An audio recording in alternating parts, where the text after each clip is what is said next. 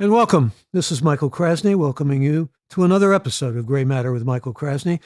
Today we talk with the authors of The Joy of Cannabis, a well-researched book on weed, pot, reefer, ganja, dope, Mary Jane, or whatever name or designation you use for the flower they esteem as joy and health-producing and anxiety-decreasing and creating more productivity. And I could go on. Many benefits and many treasures that are detailed in this book. Melanie Abrams, an editor and photographer, is author of the novels Playing and Meadowlark. She teaches writing at UC Berkeley. Journalist and storytelling evangelist Larry Smith is founder of the 6-Word Memoir Project and book series and editor of the book The Moment, wild, poignant, life-changing stories from 125 artists, famous and obscure. Together, they recently published The Joy of Cannabis, 75 Ways to Amplify Your Life Through the Science and Magic of Cannabis. They both join us for this episode. And welcome to both of you. Good to have you. Thanks. What a pleasure, Michael. Thank you. Well, the pleasure for you two is definitely in cannabis. In fact, this is really a celebration and in many ways, maybe even a glorification. I don't think I'm using that word inadvisedly here. I may have some other paths to take us on in terms of questioning because I feel that's duty bound in the old journalistic sense that I like to think I epitomize and sometimes represent. We'll get to all that down the line, but let's talk first of all about the genesis of this. I mean, clearly you're trying to convince people that they can not only be more joyful, but a lot healthier and certainly a lot more productive if they use this magic flower. Well, the genesis of this book is really, it was such an organic and lovely genesis. I had moved back to the Bay Area in 2019 and went to a holiday party in December. And I'm talking to, different friends I knew and didn't. And Melanie was one of those people I had just met. And she said, which shouldn't be a crazy question in 2019 in the Bay Area or many areas of the world, hey, I'm not much of a drinker, but does anyone want to join me out on the deck and get high? Yeah, and he's the only one who said yes, which was, as he said, surprising for the Bay Area. And so we went out and we just started talking. We started talking about what it's like to move back to the Bay Area from the Midwest and the Beatles and our love of cannabis. And while Melanie and I, of those who know us, we're not what you would call filtered or inhibited people, a great conversation just blossomed and bloomed. Even better conversation with the aid of our friend Cannabis. Well, the aid of your friend Cannabis seems to be productive and seems to be highlighted in so many areas. I found this book very informative, and I want to certainly give a good plug for it because I think there's a lot of information here, as well as research. A good deal of it may be subjective and anecdotal, but that goes with the territory, and there are all kinds of things to learn about pot, weed, again, whatever word you choose, by reading your book and by really immersing yourself in this book. But I wanted to get at the whole sense of, Melanie, let me begin with something that perhaps may come as a surprise. That is that women are certainly more, shall we say, how shall I phrase this, less troubled by THC and by cannabis. And not only that, but maybe there should be more women potheads given that, but also all of these concerns about women and sexuality, you seem to be saying, no, they're much more orgasmic and enjoying sex to a much greater degree. Yeah, as we know, because cannabis is a Schedule I drug, the amount of research that's been done on it is just lacking, although we're trying to make up for that, as things change and evolve. But some of the things that, researchers have found out is one is that cannabis actually affects women it's more potent for women in all kinds of ways. And the sexual side effects are really good for women. Like in our book, we talk about, we interviewed someone who, describes it as, natural Viagra for women. And there, there's a lot of research and also a lot of anecdotal evidence on that being true, but we're not exactly sure why it works. There's different ideas about why, but we haven't been able to find, why cannabis, makes women more orgasmic. It could be because they're more relaxed. It's a vasodilator, so it opens the blood vessels. But there's still lots of misunderstanding about it. And Larry, let's take a look at that shirt you're wearing because you're the master of congealing things into a few number of words. That is true. So it's hard to see if you're hearing this on the podcast, but for those who are seeing the stream, Sparking Joy with Science and Magic, which a T-shirt that our agent gave us the day the book was released, which is a six words on our book and what we're trying to do in our kind of our evangelism for, not for everyone, but we think for a lot of people don't understand the many joys and magic of cannabis. And neither of you owns a dispensary or has interest in one? No, we're purely consumers. Well, it's interesting, Michael. As my 12-year-old son said, "Well, Dad, why don't you start a dispensary?" And this is what I told him. I said, first of all, it's very complicated and expensive. And part of our book delves into equity issues and criminal justice issues. And I'll just say, with all due respect to many white owners of dispensaries who are doing good work, the world doesn't need two more people. White writers opening a dispensary. But, again, and you say white because your book points out that only 1% of dispensaries are owned by blacks, right? Exactly. And, there are some states, including California, who are trying to do something about that. But we're writers. We're probably not business people, and but we want to support some wonderful businesses who are doing great work there every day in their dispensaries and in conferences, and hopefully this book helps people widen the world, not just on what this ancient flower can do, but how you can use this in sort of a thoughtful and mindful way.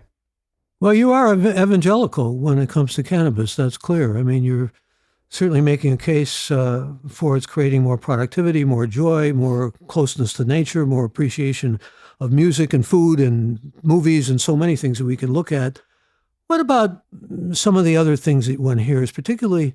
Well, I'll give you a personal example here. When I smoked pot, I would get paranoid, and I knew a number of people who would get paranoid. Yeah. Maybe the stuff wasn't as good then as it is now. If anything, perhaps it was probably not as potent as what we buy now. But at the same time, this does occur to some people. And there's also, as you point out in your book, sometimes some data that suggests a diminution of cognitive abilities and memory loss and all of those kinds of things. So when we celebrate it, I just want to sort of point out in my own evangelical way, which is journalistic, that there are other sides to this. There's the joy, and then there's also the concern. My concern has always been with teenagers because their brains aren't fully developed. And a lot of them are using pot and driving on pot. We can't measure how that's going to affect them or what kind of impact it has on them. So like we can with alcohol. I grant you it's a lot better to use pot than to use alcohol. You make the case for that as well. And certainly that's an easy polemic in many ways to make and a good one. But pot has its downsides. Yeah. It does. You read this book and you come away with this feeling of exaltation and rhapsody and all that. Yeah, well, addressing kind of two of those points. One is that we are firm believers in like no one using cannabis before the age of 25 when the frontal lobe is fully developed. It definitely has negative impacts on the brain development. But what's interesting is, your thing particularly about being too anxious or paranoid on cannabis. It's before kind of everything became regulated, dispensaries, companies were looking into what each of these cannabinoids, because, cannabis is made up of all kinds of different cannabinoids and what they do to the body. You just got what you got.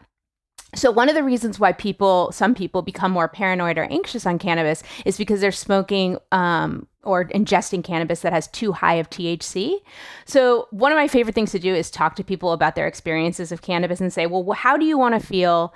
And what do you not want to feel? And let me try and help figure out something that works for you. So if you're someone who gets paranoid in cannabis, what you probably want is to get something that is low THC and high CBD. CBD can counteract the effects of THC, and that anxiety and paranoia can be diminished. So that's, one thing, but definitely it's not, in some ways we think it's the wonder drug or the wonder plant, but of course there's downsides to it as well and health risks to be aware of. And again, back to this idea that it's still a Schedule I drug, there's been so little research done that it's hard to know both what the benefits are as well as the downsides. Well, I like what you do with the history here. A Schedule I drug, it never probably should have been and was because of Harry Anslinger and because of reefer madness and some other things that we could cite that really build a case for this, and racism, as you point out, and the association of people of color as being heavy users of marijuana. But get back to anxiety for a minute.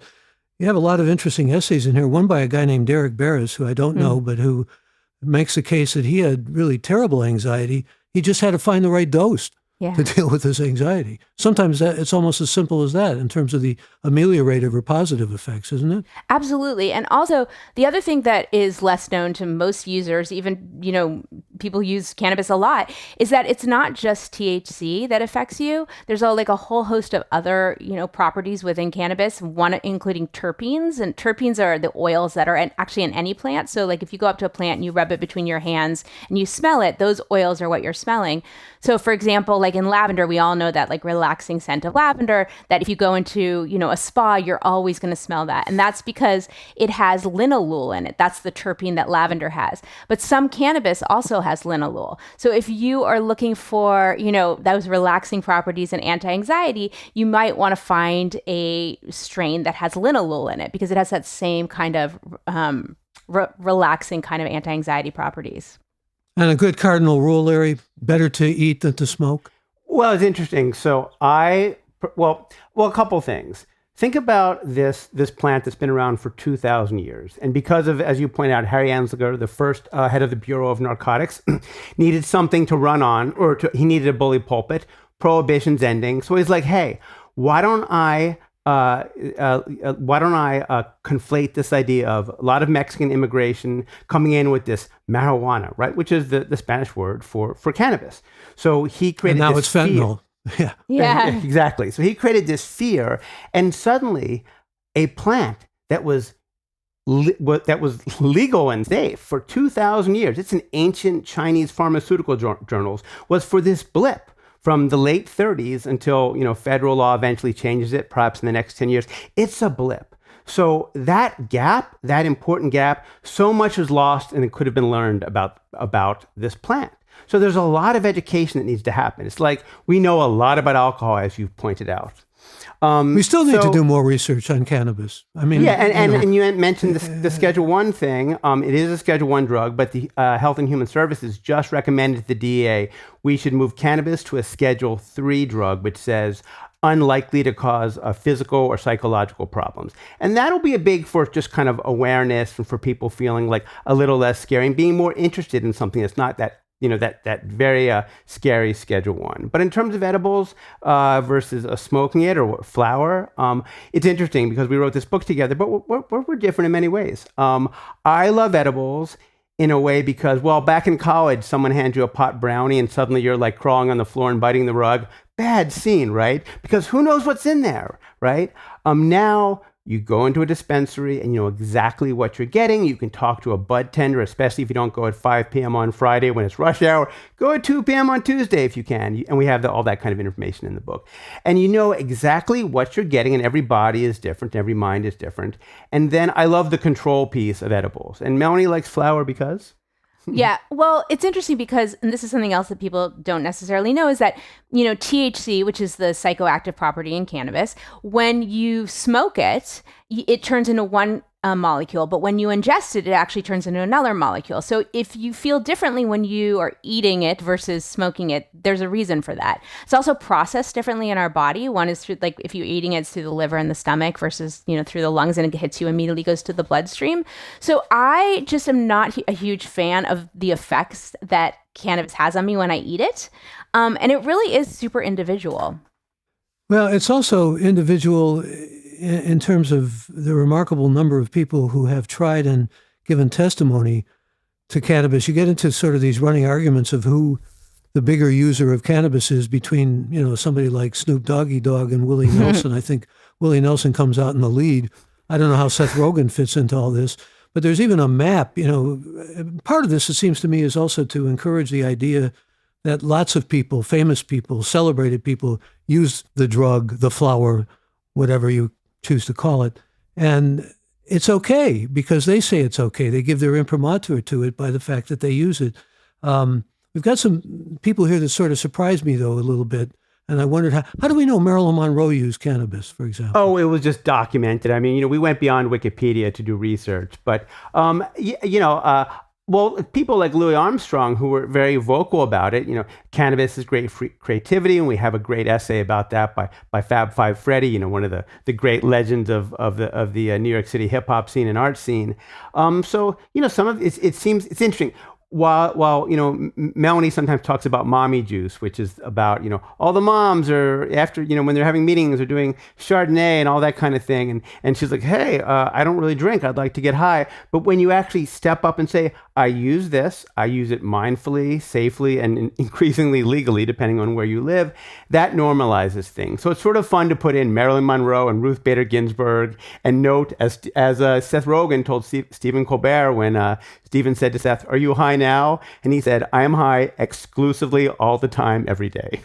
Yeah, but you have some surprises here. I was a little bit surprised to see on this list names like Kareem Abdul-Jabbar and Barack Obama, for example. I was going to bring up Sarah Silverman, who said, quote, stoners usually have genius ideas.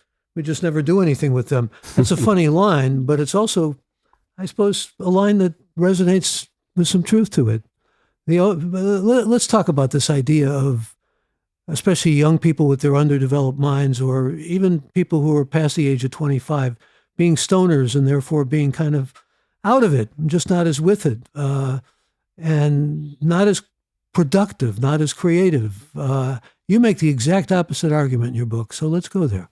Yeah, and I think, there is truth to that kind of stereotype, is that if you're smoking high THC weed every day, all day, your productivity is definitely going to be lowered. But one of the things we talk about in some of the research that's been done is on this like low doses of cannabis. And that at a low doses, cannabis can actually make you more productive. It can increase focus. It can increase something called priming, where the ideas that are connected, the ideas that you kind of brainstorm, like when you think about how you brainstorm, one idea comes after the other, that can be increased. So there's like a lot of ways that productivity is definitely increased, with the caveat that, too much cannabis is definitely not going to help you, write the next great American novel. Especially if you have couch lock and you're eating, potato chip after potato chip. Right. But that idea that cannabis also puts you in a state of flow, that completely present feeling and immersed in a task. And a lot of you hear about the term microdosing, and we don't mean microdosing acid or psilocybin. We mean small, like 2.5 milligrams of cannabis. And some people, do that throughout the day, and they just feel like it keeps them in a state of flow and really focused. And that's when we were going around the country touring the book, people said, listen, is everyone in Silicon Valley high at work? And I'm like, not everyone, but a number of people are. Colin says, apart from writing a book detailing the safety and utility of cannabis use, what are the additional challenges of changing decades of negative public opinion? Yeah. Well, that's one of the reasons we really wanted to write the book. If you actually see the book, it's, we didn't have a hand in making it this beautiful kind of coffee table thing, but we had hoped for that. And one of our hopes is that, this book can be left out on coffee tables, so it can just be part of the normalization process. Like one of the things that like Larry referred to earlier is, my not disgust, but kind of umbrage about, going to parent play dates and, everyone drinking and this idea of mommy juice. When the reality is that, there's alcohol is definitely more dangerous and has as many negative, if not more negative, side effects as cannabis it does. And so we really wanted to kind of be part of that normalization movement with this book. And hopefully change, generations moving forward, so there isn't that stigma. And I'll add that we're very much, some people have said to me, Larry, I didn't know you were this big stoner. And I said, well, I've been a regular user, since I was 25, let's just say. But as it became more really precise, I know what I'm getting. I think I increased my use. But what we say is we are not high all day or anything. Not that there's anything wrong with it, I guess. But like, we're like your friend who knew a little bit more about cannabis than you did. And we kept getting asked questions. And when you tell people you're working on a book or thinking about a book and they start asking you questions, that's a good sign that maybe the book is needed. So we wanted to, number one, the book, just absolutely give shout outs to the people who've been fighting this fight for legalization and normalization for years. We talked to so many of them and just really said, you know what, you have allowed this book to be possible. But we wanted to be Normal was the big, actually, wasn't it? Normal for sure, and Maps with Rick Doblin, and really wonderful people who, we talked to some of these people and we said, how do you feel about the moment? They say, we feel great. We've been working for decades. So the book had to I mentioned feel... Normal also because I was supposed to do a show with one of the leaders of Normal way back when. Didn't show up. Oh, yeah. And I wondered if he was maybe too high or something. He might have been that high THC, not enough CBD. But the book had to be something you felt good about leaving on your coffee table, just the way you would maybe a book about wine, right? Or bourbon.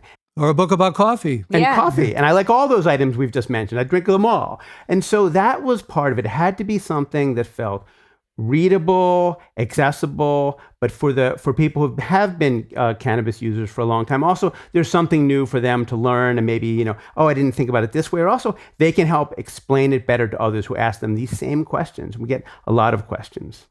Well, our Gray Matter podcast may be perceived as being somewhat too much of an advocate for cannabis. We had Lee Child on in the last podcast we did, and the author of all these Reacher books, 28 of them. Yeah. And he's a major, he calls himself a stoner. I mean, and, he's glories in the fact that, in fact, he said he moved to Colorado largely because things were changing in terms of legality, and things are changing just as we speak here. I mean, even with all of the movement backward on abortion and so many other things that we could point to, which are regressive or reactionary, the movement for legalization still exists and is moving forward, isn't it?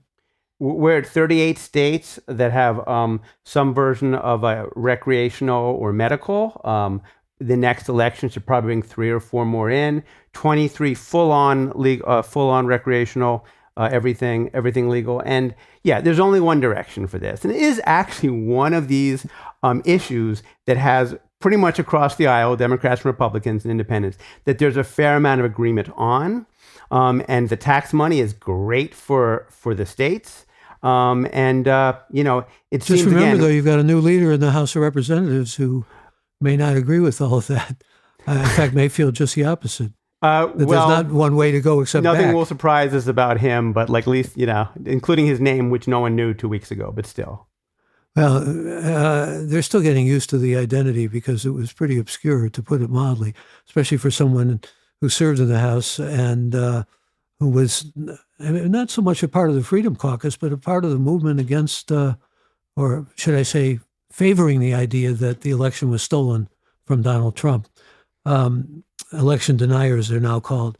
So let's get down to some basics here. What's your favorite recipe? You've got a whole bunch of them in here, but a lot of people love to cook with marijuana, pot, this magic, as you call it, flour. What's the best recipe for you? Either in terms of your own taste or just generally that you think people should know about? Yeah, I think for people that are super into the DIY thing, they really want to get in there and get their hands dirty. And, we include a bunch of recipes in the books, and there's a lot of other stuff to be found online.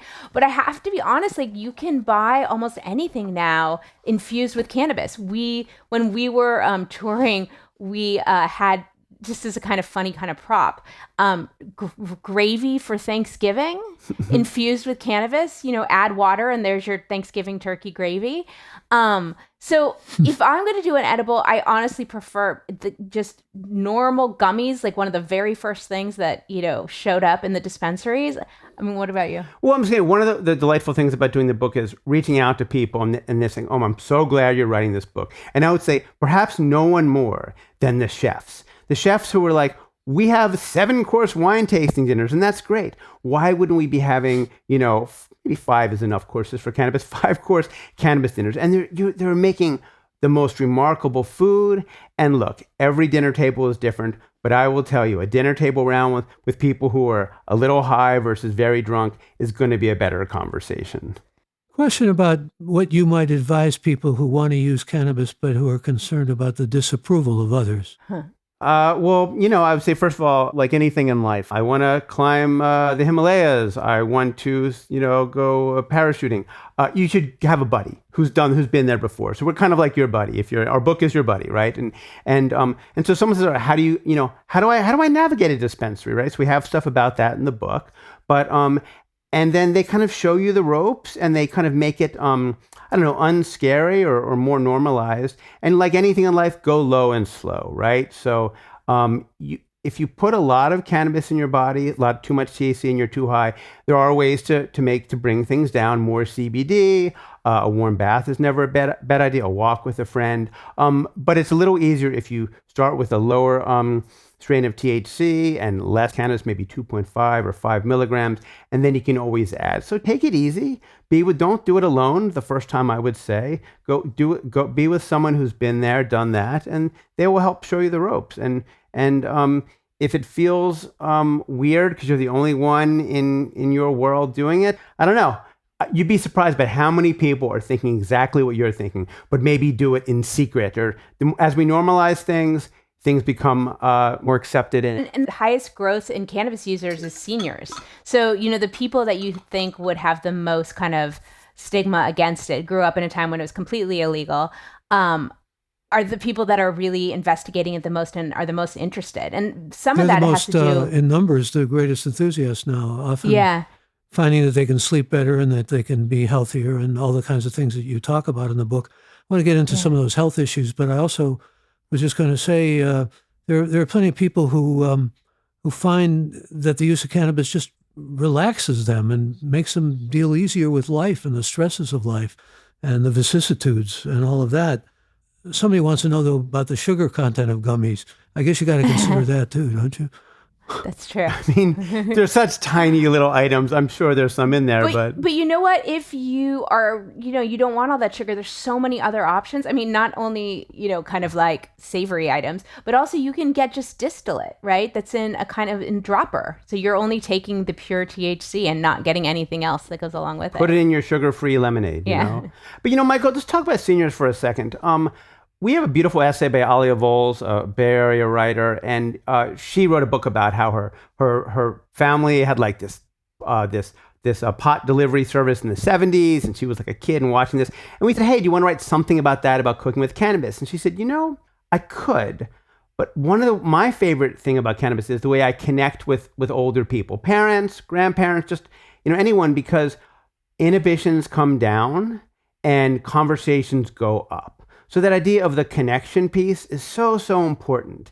And with you my talk own about parents, bonding. You make the case for bonding as being enhanced by the use of cannabis, and also it's absolutely, I think, our favorite part of the book.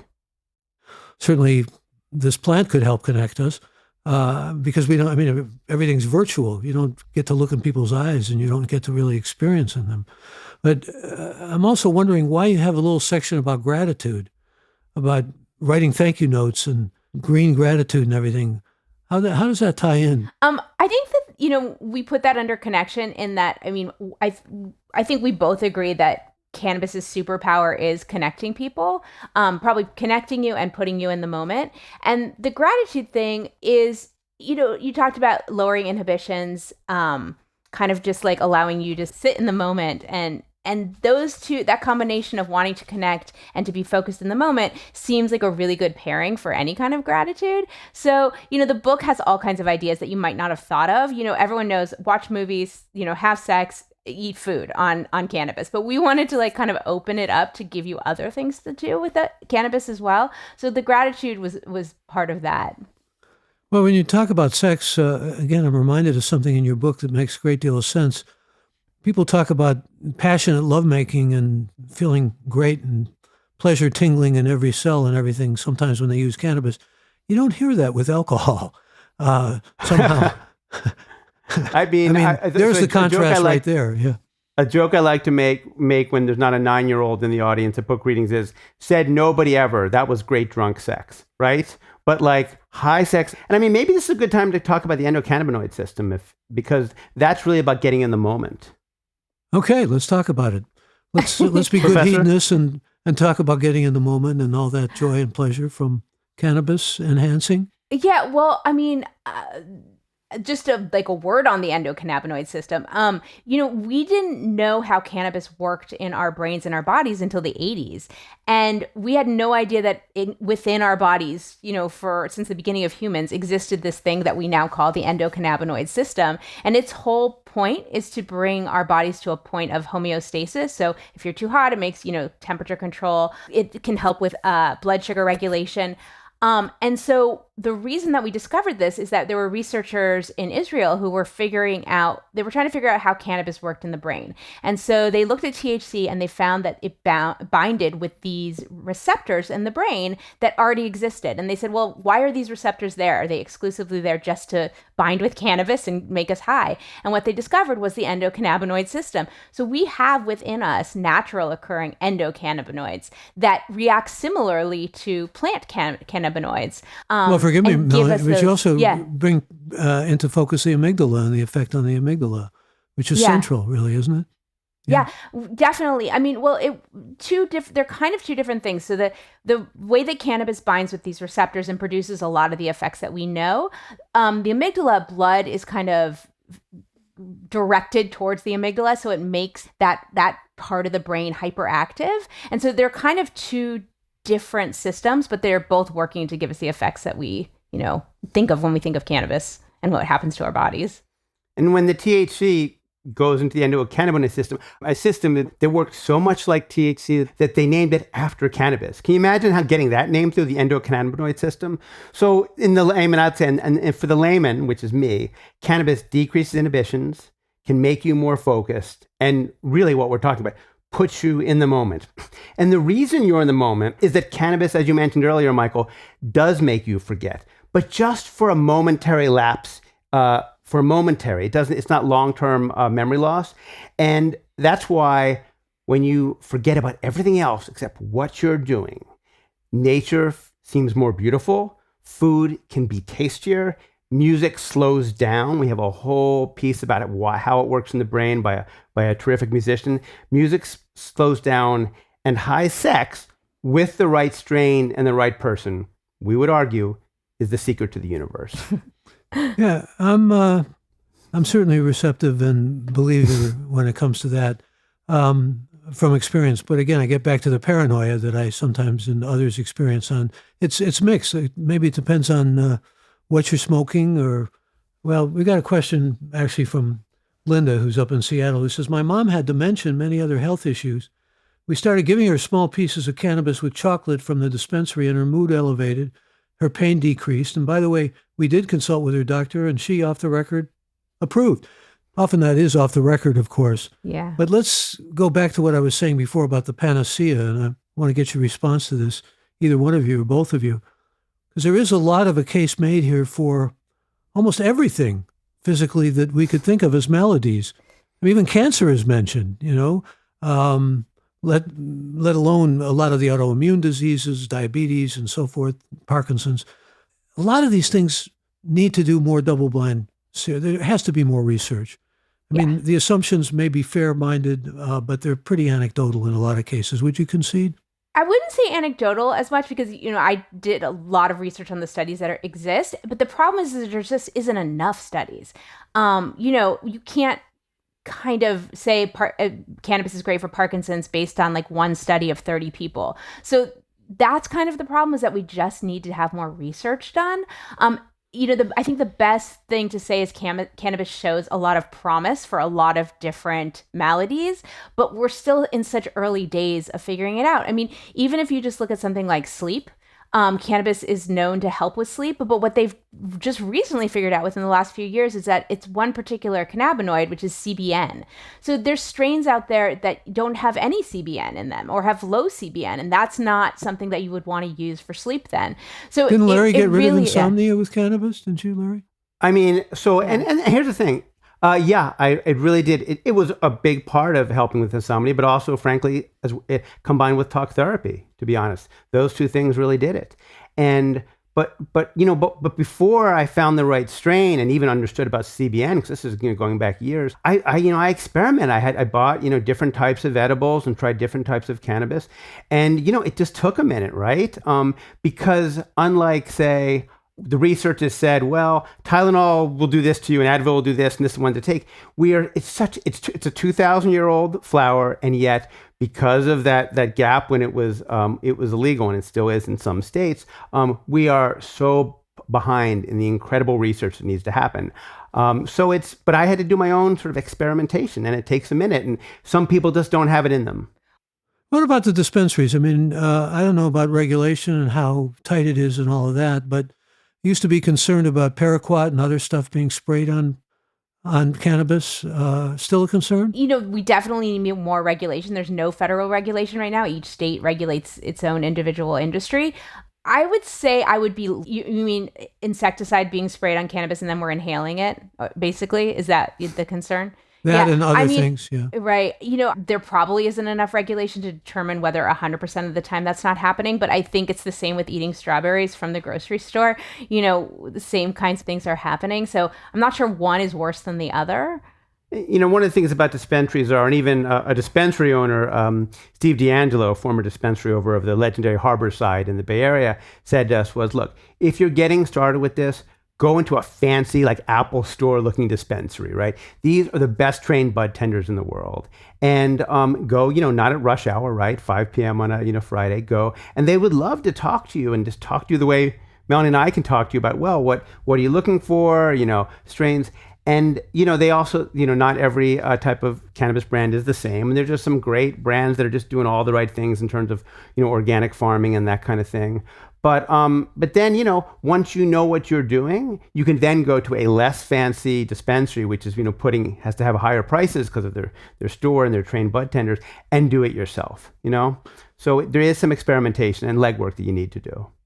And we're talking to the authors of The Joy of Cannabis. That's joy, singular, not like The Joys of Sex by Alex Comfort. The Joy of Cannabis. A lot of the joy comes through movie watching, and you go through some detailed accounts of maybe some of the best movies to watch. Big Lebowski's up there pretty high, isn't it? And Bill and Ted's number one Adventure, Wizard of Oz. Yeah, there's some classics in there. And of course, it would be fun to hear if people have the book, what's their favorite movie to watch high. But The Big Lebowski seems to be, if you haven't seen The Big Lebowski high, that's start and end there, right? And Is there a stereotype? I'm sorry, Larry, go ahead. Yeah. And people use alcohol thoughtfully and unthoughtfully, right? Yeah. And we don't sort of say, oh, alcohol is all bad. It's just about, live the way, show it the way you do it, right? Like be thoughtful about it. Don't push it on people if they're not ready or don't want it. And just, education is really the key to the whole thing. Understanding it better, you make you a better user, a better consumer. And if you like what you see, a better evangelist. Yeah, well said. And your book is quite educational. Again, kudos on that.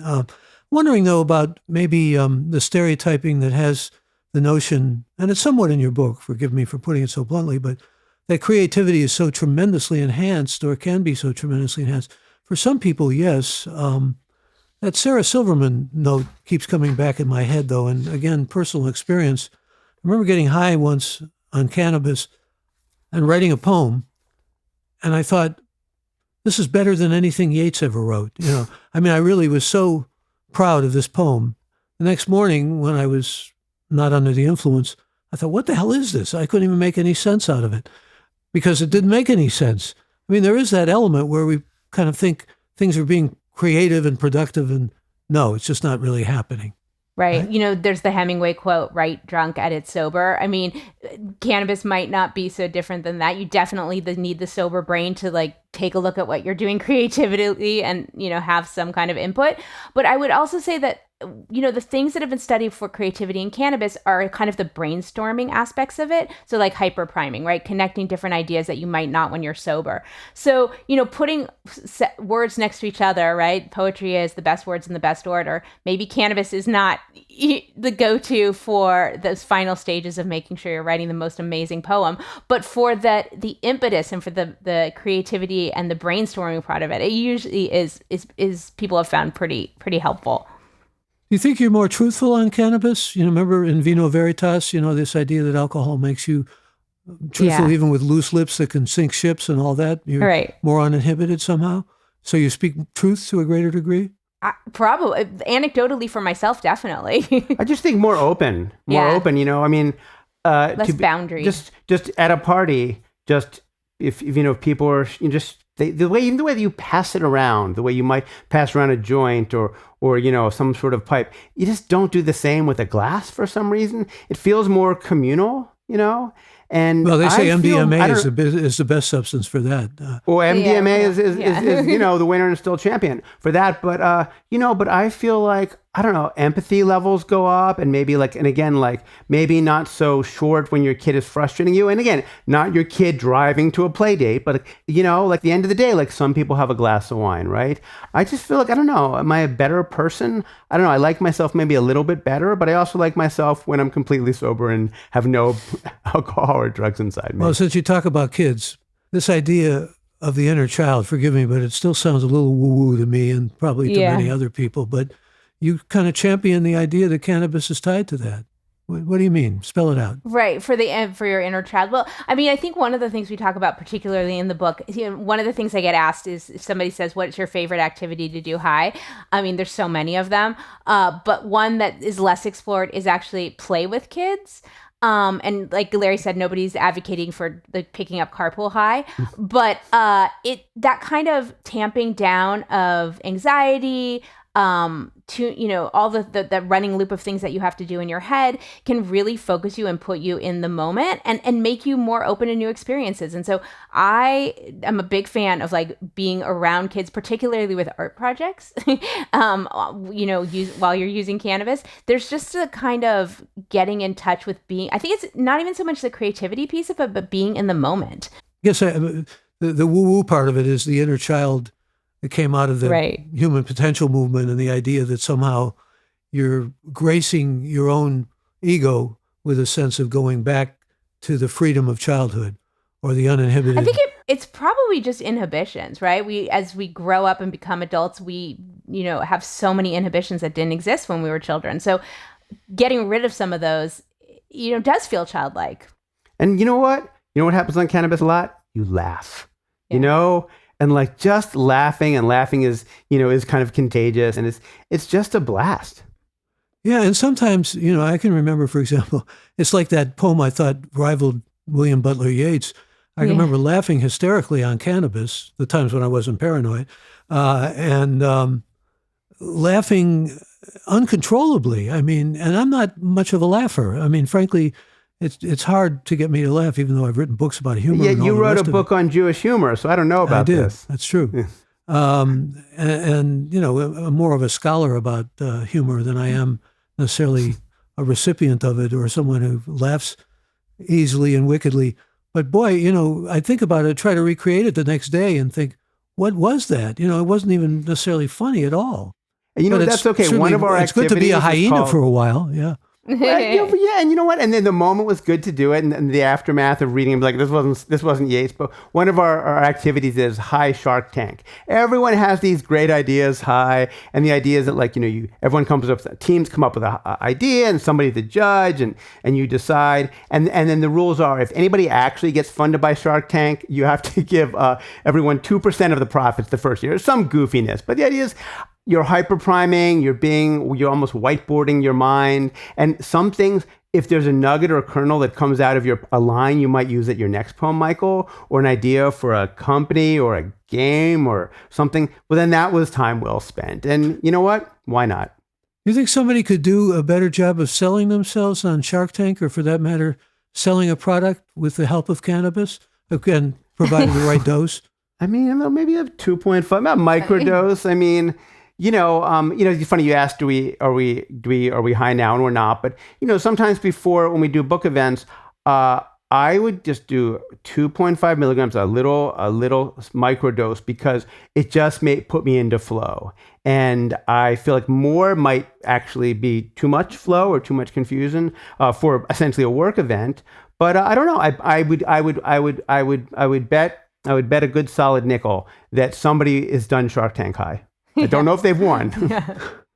You remember when Clinton said, "Yeah, but I didn't inhale"?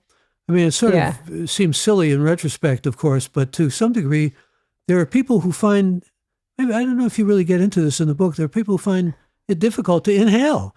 They're not used to that. Yeah. In the same way that, especially non-smokers who haven't experienced inhaling, have to kind of be taught to inhale.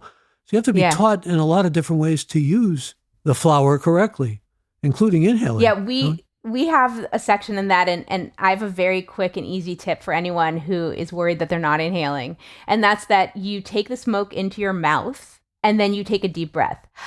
And by default, you're going to force the smoke into your lungs. Also, along that, a lot of things that even old-timey stoners don't realize is that you actually don't have to hold the smoke in your lungs. It is immediately transferred to your bloodstream. There's nothing is gained by like that kind of like stoner, like I'm going to keep it in as long as possible. Unnecessary. Yeah, but it's still good to remember that you shouldn't necessarily take anything into your system that doesn't belong there. And there are people who believe that, and I'm not necessarily in opposition to it. But here's Brad from Columbus, Ohio, who says, some people like me actually experience heart rate increases and get stressed when using cannabis. How common is this? Yeah, very common. It's the high THC as well.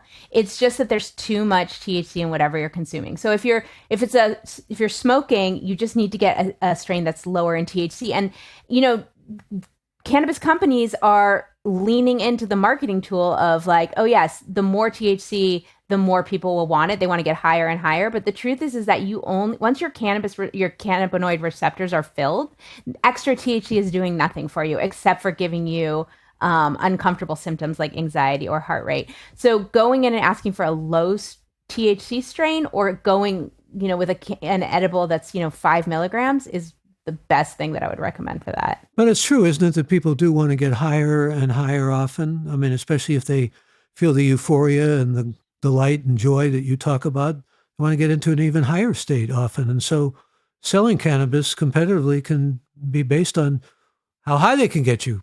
It just seems axiomatic to me. Yeah. And we talk about, and I talk about this often, is that you actually want to smoke the lowest you can THC in a strain as possible.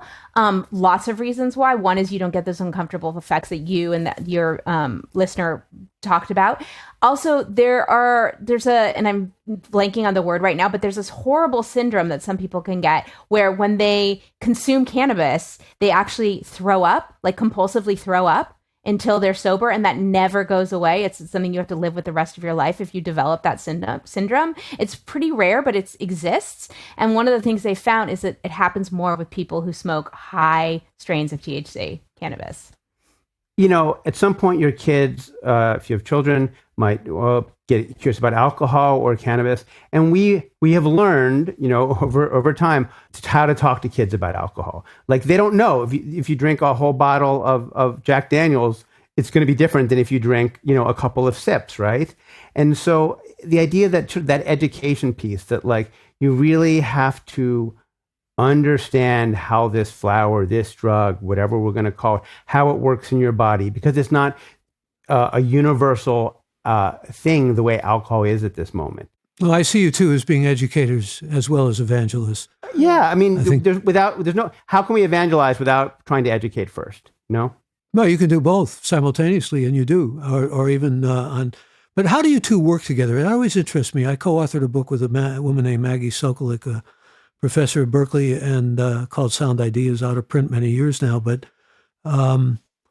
it was easy to work with her, and sometimes it can be, when people co-author books, really challenging. And I'm also wondering how much you use cannabis in the work you did together as co-authors. Well, first of all, neither of us, Melanie's written novels. I've done the 6-word memoir books and other books. We've never really worked closely with another co-writer, right? So that was interesting and sort of potentially disastrous, but it was great. And as I'm sure your listeners and audience can tell by now, Melanie rocks the science, and I have a lot of goofy, fun ideas. So she's a professor of creative writing, but nonetheless, she's very professorial. And so I know when we were, the book is divided into 7 sections: cannabis for the mind, the body, creativity, connection, and productivity, joy. I think those are 7. And each section begins with kind of 1,000 words on the science. Your pillars, you call them your pillars, right? Or the pillars of life, exactly, 7 pillars. And then under each pillar are like 10 or 12 things, news you can use, activities to do with the mind, with creativity, with connection. And I did the first draft of the first, I think this was body of the science. And Melanie's like, good job. I'm going to handle the science from now on. So we figured out our strengths and our weaknesses. And, if you see a chart in there, we probably wrote that high. If you see science, we probably wrote that with no inebriants at all in our bodies. What would you add? Yeah. And I think that, I tend to write slow and meticulously. I'm the bricklayer laying one brick after another. And he's there's got to be a more eloquent way to say this, but the vomiting on the page type of writer. There is a more way, dear. It is one of my first 6-word memoirs. The other thing I do is threw spaghetti at wall, some stuck. I like to throw things on the wall. I hyperprime, I don't know. And then I see what sticks the next day, the next week, the next hour. But when you throw the spaghetti on the wall and you're really high, you can see Rorschachs and all kinds of visual things that you couldn't see before, right? Then I want to eat all the spaghetti. Oh, you want to eat off the wall, yeah. Sanjay Gupta, the CNN doctor, used pot. We know that how? All of these celebrities, we obviously found the research to support all of them, but where we found it all is, a little fuzzy. Almost all of those were from first-person testimonials that were verified, whether an article in Time magazine or a CNN interview, that kind of thing. Because it's still a little delicate for certain celebrities, especially somebody like that, who's a doctor giving advice to people and very much in the public eye, to say, I actually got high, I used pot.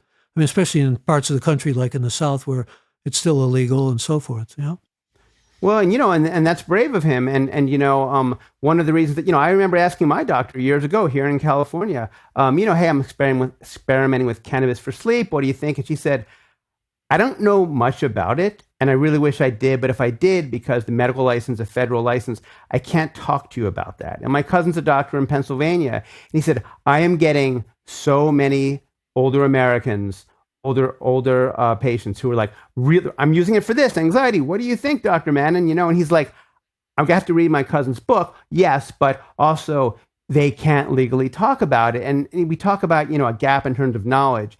If the doctors were educated and, they can talk to their patients, that's going to be a big sea change for the movement of safe, legal, and I think it's safe to say that sea change is already here. Yeah, the sea change is coming, but there's so much more work to do. Your book is laying the way to some degree, but I think it's, like I say, it's already here to some degree. Let's go back to something that I really want to pay more attention to, and that is the racism that was so attendant to the lack of legalization and lack of research and Schedule I status of marijuana. You touch on this, and I think it's important to expand a bit on it. So where did your research lead you on this? Well, and a lot of people, Normal being one of them, and there's so many organizations that have been really fighting these fights, which is that, that thing that happened in 1937 when Harry Anslinger, who you mentioned, the first commissioner of the Federal Bureau of Narcotics, declared a war on drugs, and that the center of that war was Mexicans ruining our hearts and minds with the marijuana they're bringing in from Mexico. That really stuck, and it's like the old adage, this, Michael, with newspapers. The mistake is on page 1, the correction's on page 30, right? So correcting that image is, it's not done yet. It takes decades.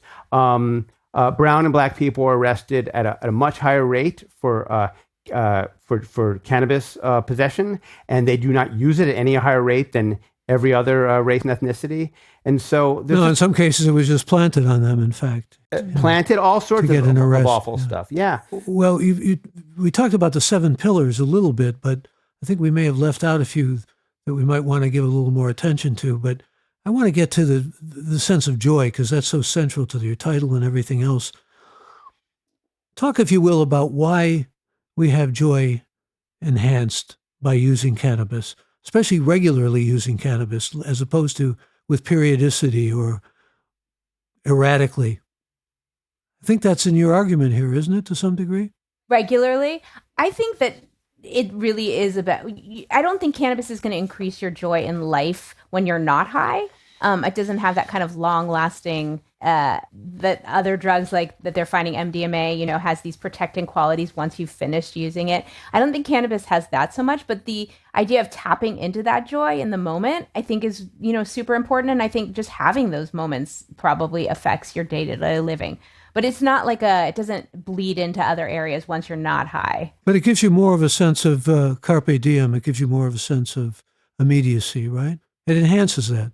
Yeah, definitely. And, people used to think that one of the reasons why we felt so joyful when we were high was because it was a dopamine rush, like opioids, heroin. That's what happens in the brain. It gives you a dopamine rush. And what we realized, or what scientists found out, was that there is more dopamine produced in your brain when you're high, but it's really the endocannabinoid system, coming back to that really produces those effects. But because you have that dopamine rush, there are byproducts of that as well, that those kind of joyful feelings are amplified with dopamine. And we think about two things that the world wants right now in this: too much technology, too much social media, too much derision and division. We want to be in the moment. Everyone got to get in the moment, and cannabis does sometimes slow you down. As Michael Pollan wrote so beautifully years ago in The Botany of Desire, the aura of profundity in which cannabis bathes the most ordinary insights, and perhaps most important of all, the sense that time is either slowed or stopped, right? So that being in the moment, cannabis can do that, make you so aware of who you are and what you're doing and staying there, not thinking about tomorrow or yesterday. And then the other thing it does, so we want to be in the moment, we also want to be in flow, productive, moving. Those are two great pillars, I think, of our lives in 2023, 24 and beyond that most of us want. And cannabis... Well, speaking from personal experience, it can also make you very reflective of the past. I've had Proustian moments, that I think are not necessarily aberrant under the use. Can it be overly exaggerated, especially when you're talking about things like cancer and, people can maybe put too much hope and too much expectation in the results? For sure. I mean, I'm sounding a little bit like a broken record now, but we just need more research. I think the thing where we start to feel like, is this why are you going so overboard with, cannabis can be a cure for Parkinson's, cancer, et cetera? It is possible, but just to say that the plant itself can do this, it's the properties within the plant. So it's that investigation of those properties, the cannabinoids, the terpenes. There's 108 cannabinoids that have been identified, but we really only know what 5 of them do. So it is possible that all these things are, on the horizon. It's just that we need the money and the research and the time to be able to see if that's accurate.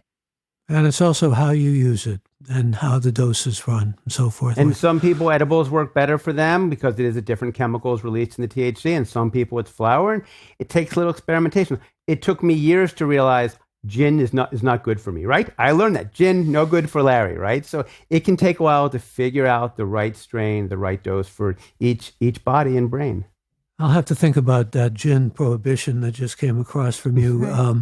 I like a good gin and tonic now. But many thanks to all who joined us live for this episode of Gray Matter with Michael Krasny, and thanks to all who will be hearing us in the future on Apple, Spotify, or graymatter.show. And remember, that's gray with an E. If you've not yet joined our growing community, do go to our website at graymatter.show and become a member. And special thanks to our team of Alex, Shannon, Colin, Chad, Kevin, and Jeff, and to the episode's special guests, Larry Smith and Melanie Abrams. Again, the book is The Joy of Cannabis. I'm Michael Krasny. Bandwidth for Gray Matter is provided by CashFly at CACHEFLY.com.